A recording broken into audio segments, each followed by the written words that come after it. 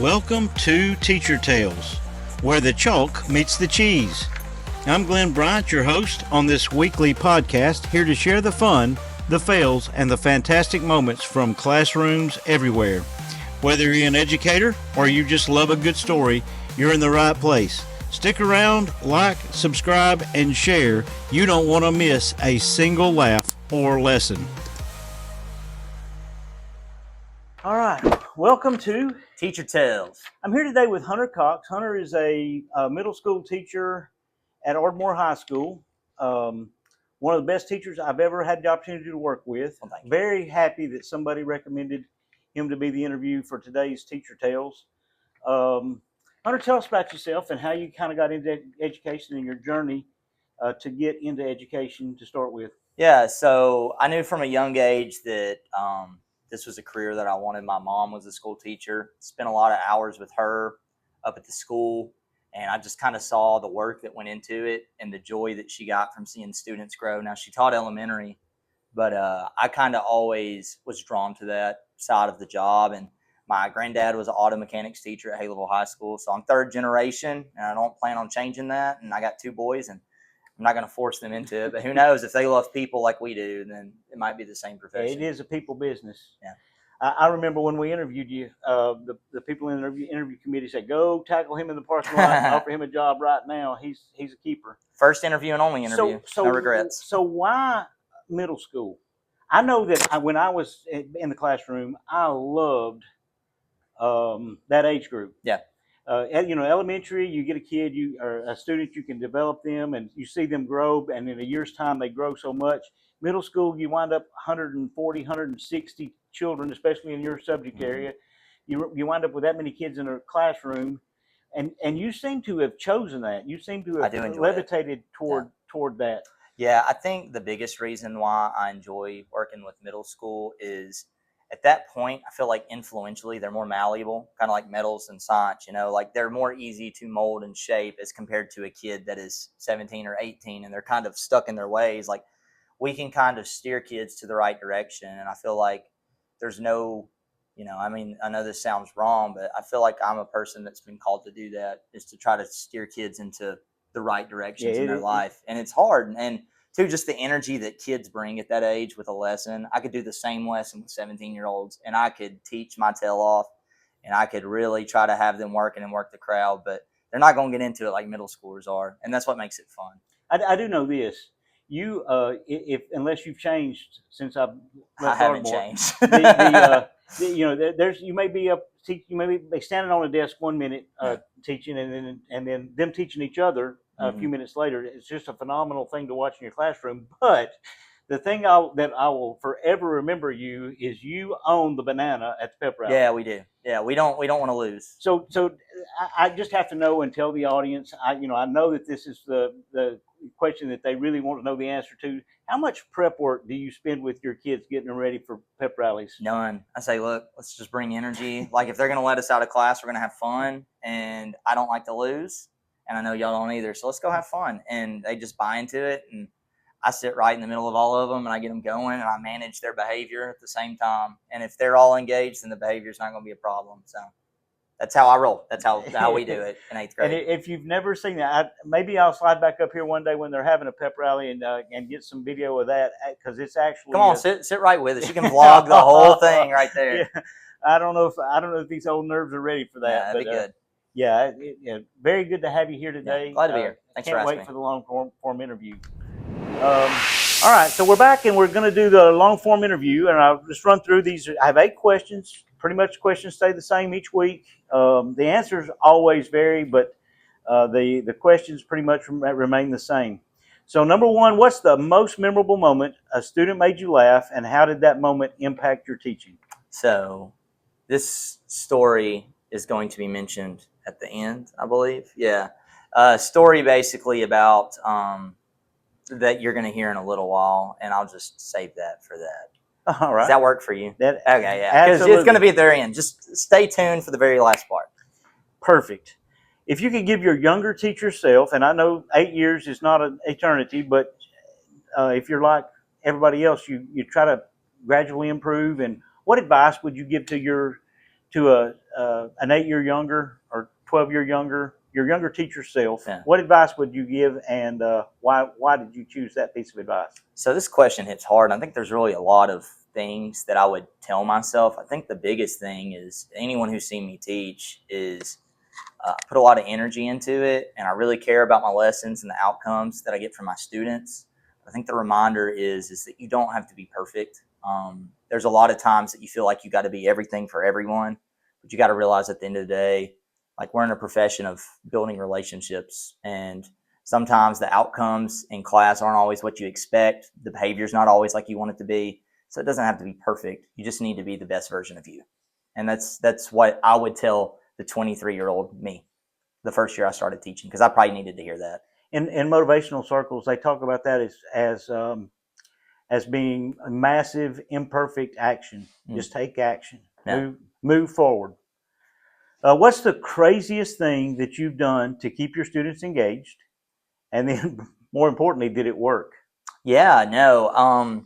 I can't think of anything crazy specifically that I've done, but I have, people that want to see what's going on in my classroom, and I take that as a compliment, because if they want to see me teach, I guess I'm doing something right. I think the craziest thing I do is not one thing, but it's a culmination of things. The great Jim Horn, Coach Horn, I don't know if he's watching this or not. I'll have to send it to him. But he taught me. He was my mentor at Athens, and my wife told me, when you teach, there's marigolds.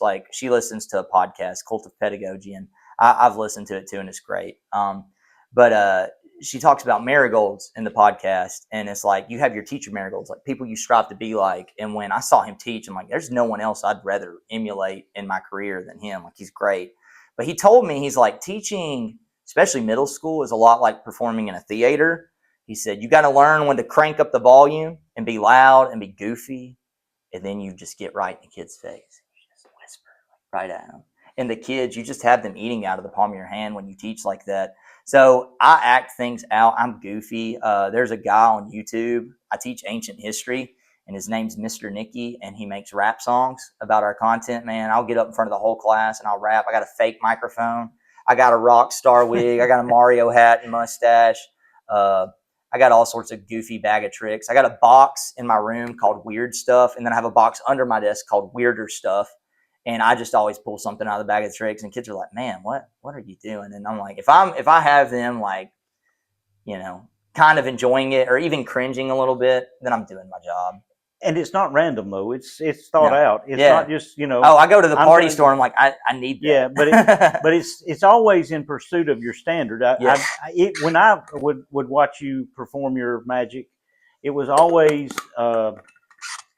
you knew what you were going to do, but they didn't, and that was part of and it was always in pursuit of the goal of getting the. It's all about engagement for me. If they're locked in, I'm locked in. And the follow up is that does it work? And the answer is unequivocally yes. Yeah. So the next one is kind of a personal question. How do you stay motivated on those days when things are not going like you expect? So I just tell myself, and that happens. There's going to be for some teachers it's every day. For some teachers it's every week. For some teachers it's every month. But whenever that moment comes where I'm not motivated, maybe we're in the heat of basketball season, we're coming off a tough loss, or maybe my lesson yesterday just flopped. It worked maybe in the past with a different class period or a different group of kids, but it's not working with this group. I just remind myself, there's a reason I got into this career. And, we hear that all the time at professional development, remember your why. And I'm I remember being 20 years old, sitting in a math class, at Calhoun, and just thinking, it's going to be worth getting through this math class, because I do not like math. History teachers usually don't. It's going to be worth it when I get to the dream. This is my dream, is to do this and to work local and to build myself in a community and invest in kids. And I'm maybe yesterday wasn't the day that I dreamed of, but I'm going to have a day sometime soon that is going to remind me why I did it. So I usually bounce back pretty quickly from those. I know some teachers don't, but still always remember your why on why you want to do something. Can you share a time when a student success story, and this could be in the classroom or in coaching, because in coaching it gets overlooked a lot of times, that the impact that you have as a coach is equally as important, sometimes more important, because of the role model that you provide. But where a student success story reminded you of why you became a teacher. Yeah, no, can't think of any specific students because, I've had so many just good kids that I look now and they're so successful. But whether it's kids that, you have in school right that moment that are going to go on and do great things, or the kids that you're kind of worried about, they're on the fringe of like, I don't know if they're going to finish high school. Don't see that as much in middle school, but especially when you see them in high school, you kind of see where they're going. You're like, man. But when you see those kids and they come up and tell you like, hey, like, everything's good. I have a career.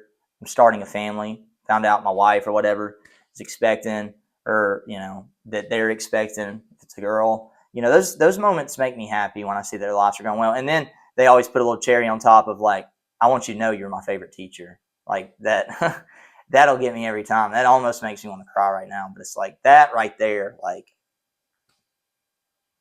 it's a good feeling. There you go. What's the funniest misunderstanding or miscommunication that you've ever had with a student? So there's always going to be miscommunications with students. Some of them are funny, like funny, and some of them are not. And looking back, it's funny because at the time it was rough, but I teach ancient history. And in the curriculum, like we have to study world religion. Well, we live in a community that is heavily Judeo-Christian. Like everyone is following, not everyone, but 75% of the people, they go home, they're going to pray before meals, or they're going to go to church, or they're going to proclaim that they believe in, the God of Judaism and Christianity, right? And so I'm going to teach other religions. I tell the kids at the beginning of the year, I'm like, look, like it's nothing personal. Like I'm literally a preacher's kid. My dad's a gospel preacher, local town of Athens, and like believe me, I'm the last person who's trying to make your son or daughter a Buddhist or Muslim or whatever. Well, I had an issue one time where it was one of those days where I think there was a pep rally or something coming up, and the day was kind of botched, but I'm like, we're not losing a day. Like I refuse to lose a day of school. And I'm like, well, I'll come up with something extra that just kind of builds on the curriculum that we're studying. So we're doing a study on Islam, and I said, well, this is a great time to maybe let them investigate the 5 pillars of Islam a little more. There's 5 things every Muslim's supposed to do, right? So I told them to kind of make a 1-pager thing in which they would draw the pillars and kind of elaborate on what each pillar was about. Well, the student did not finish the assignment, and they say, can I take it home? And I'm like, oh, of course, right? That's not a problem. Like that's fine. But I'm also thinking in the back of my head, I'm like, I'm probably not going to grade this because it's just extra time anyways. Maybe give them extra credit or drop their lowest grade, plug that in with a good grade, right? Well, anyways, later that night, I'm at church. It's a Wednesday night. Get an email from a local community member who was very upset that their child was learning about Islam. And I literally told him what I just said right here. Like, look, I'm not a Muslim. I'm not Buddhist. I'm not Hindu. I'm not anything. If anything, you should be worried about me trying to persuade your child to become, a follower of Christianity, which I'm not doing that in class either. I understand there's a fine line there. And I think it's great that America has freedoms and we don't push that on people. I think everyone has their choice, right? But I was elaborating on all that. Well, then you get on Facebook, you look, my whole email has been screenshot, and they have blurted out my name with the little crayon on, the photos. And it's kind of one of those things where I was like, well, shoot. Well, at least they covered my name. And I looked, and it said 8th grade world history at the bottom, middle school boys basketball coach. I said, anyone who lives in Ardmore, Alabama knows, and sends their kids here, knows exactly who that is. Because at that point, I'd been teaching for a few years. Right. I'd been tenured. I was well respected by the kids and my colleagues at the school. I'm like, anyone who's friends with that person on Facebook just saw that. And I just had to kind of look and laugh. And I think I forwarded you on the email. I was like, hey, this is happening. I forwarded it to the counselors like, it's out of my control. I've told them what the standards are. I've told them my views. And I never held that against that student. Like, that's not the student's fault. That's correct. And I even say this, it may not even be a parent's fault when that happens, because sometimes their understanding and worldview of the world is completely different than how I was raised. I was raised in a family in which, my parents are very comfortable in me being exposed to things, Right. And there's some families where that is not the case. So I think it's important to consider the demographic somewhat. That was the lesson for me, that sometimes we're teaching. And also, I always start now with disclaimers when we do religion. Like, look, I will never be trying to convert you. Like, we're just trying to learn. We're trying to not to be lost about the world. So, well, some people you can't. It's really hard. You can't. They don't make a magic pill for ignorance. No. And so when you're in the education world and you're combating, and that's all you're doing is educating. That's all that is the antidote for ignorance. Yeah. And so when you're doing that, I mean, it makes it tough. It does, especially when they don't want to know anything different. And that family, I see them in town. They're pleasant. It's just that one moment. It's like, and they've probably moved on and forgot about it, and don't have it. They had no idea that they were. They may not even know who I am. They just knew the history teacher was causing problems. Yeah. So our next question is, how do you inspire students who are struggling, both academically and personally? I think the first part of that is needs to be addressed with the last thing you said. If we want to address their academics, we have to address them as a person, like at the end of the day, because if they don't care about us as a person and we don't care about them as a person, what are they going to care about? A math class or an English class or a history class or whatever. I think the main thing is to let the child know that, like, number one, like, whether you are the best student and you're going to win valedictorian, or whether you're the kid that we're going to drag across to the finish line and get them that diploma, like, I care about you. Like, I want to know what makes you tick.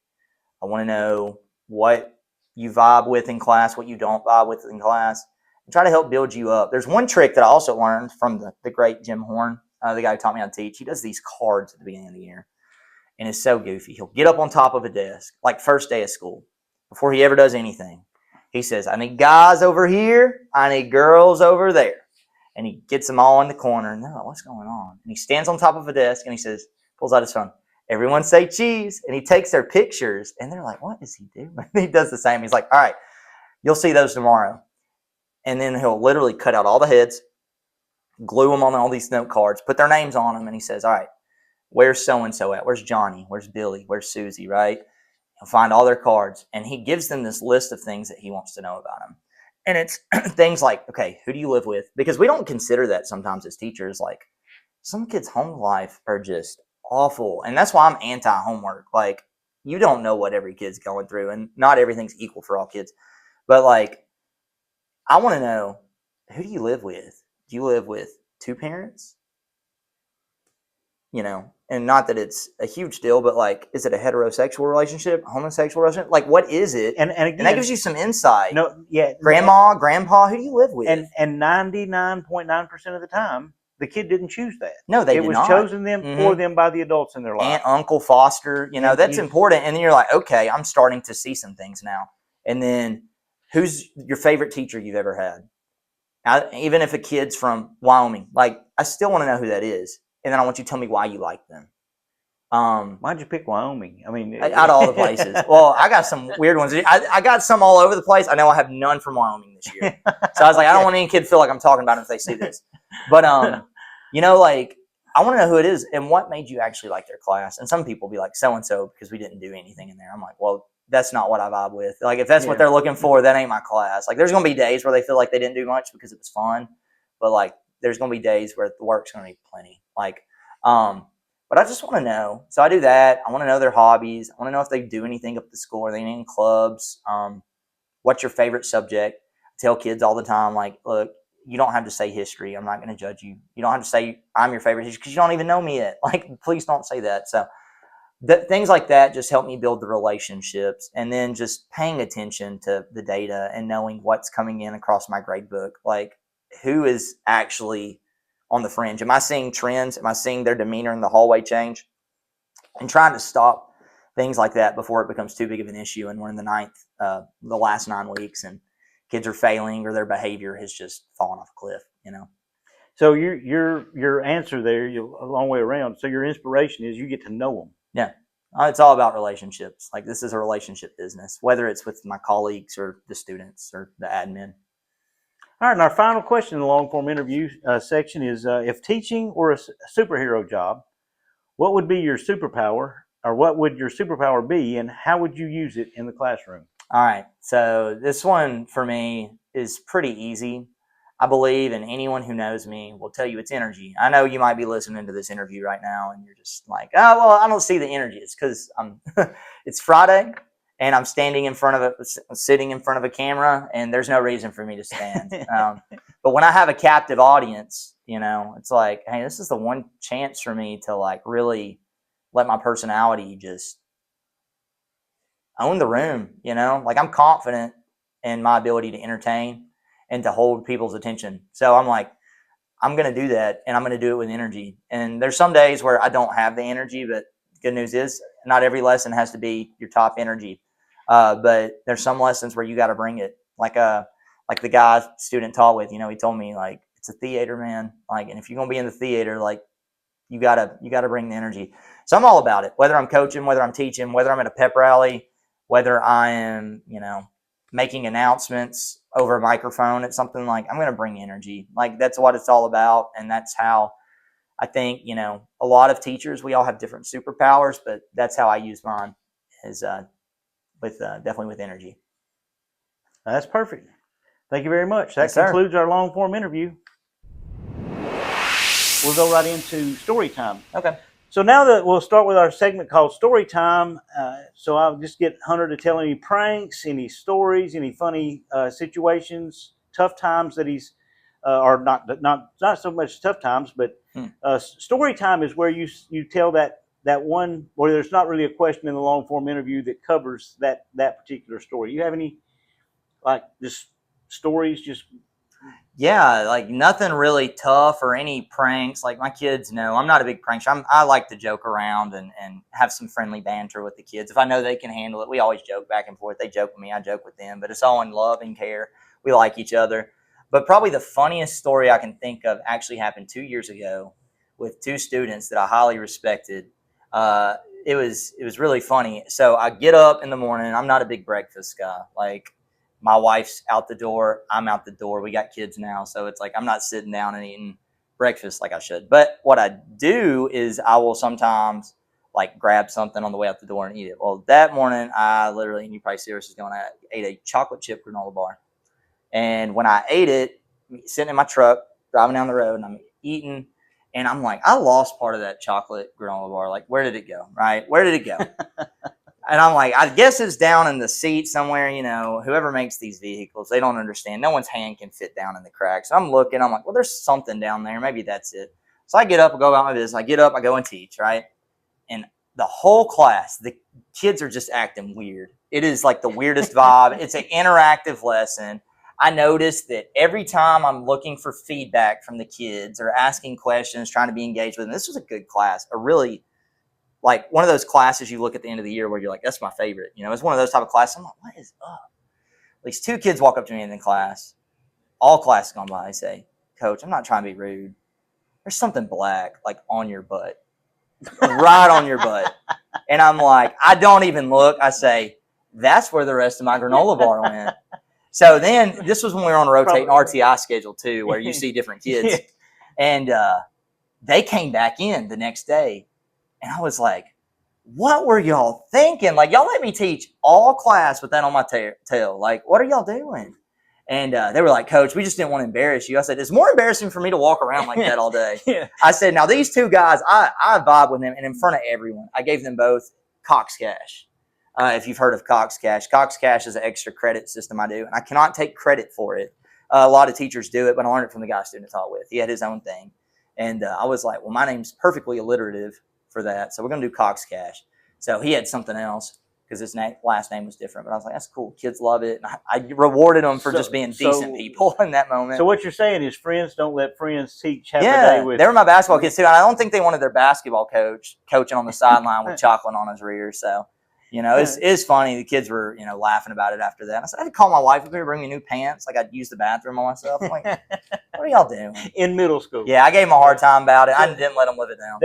That middle school, I loved middle school. I taught middle school for 5 or 6 years myself, and I loved. But it's something about like age 11, maybe middle of the 11-year-old age. It's like they lose their brain, and all the hormones kick in, and Yeah. they get their brain back probably middle of it, but they can't help it. They just say whatever. Yeah. So for the fact that they sat there and didn't, it just tells you what great kids are here at Yeah. Ardmore High School. Yeah. Good kids. And you had a class full of them. Yeah. Thank you for sharing that story. Yeah, that's one thing that when you sent that, I said, I know the only story I can tell right here is this. That trumps everything. That's the root card. And so how long have you been in this? Education. This is my 8th year. All 8 have been in Ardmore. This was my first interview, and I tell people all the time, like, as long as things stay the same in the way that works for me and my family, it's the only place I want to be. It's a great place to be. Thank you for being with us today, and we'll see you next week on Teacher Tales. Thanks for tuning in to this episode of Teacher Tales. If you were inspired, motivated, or just had a good laugh, be sure to subscribe and share this podcast with your friends. And if you know a good teacher who has a story to tell, I'd love to hear from them. Send me an email at motivatedinspiration@gmail.com with your suggestion. Remember, whether you're in the classroom, at home, or out in the world, keep spreading the joy of learning. Until next time, keep those stories alive.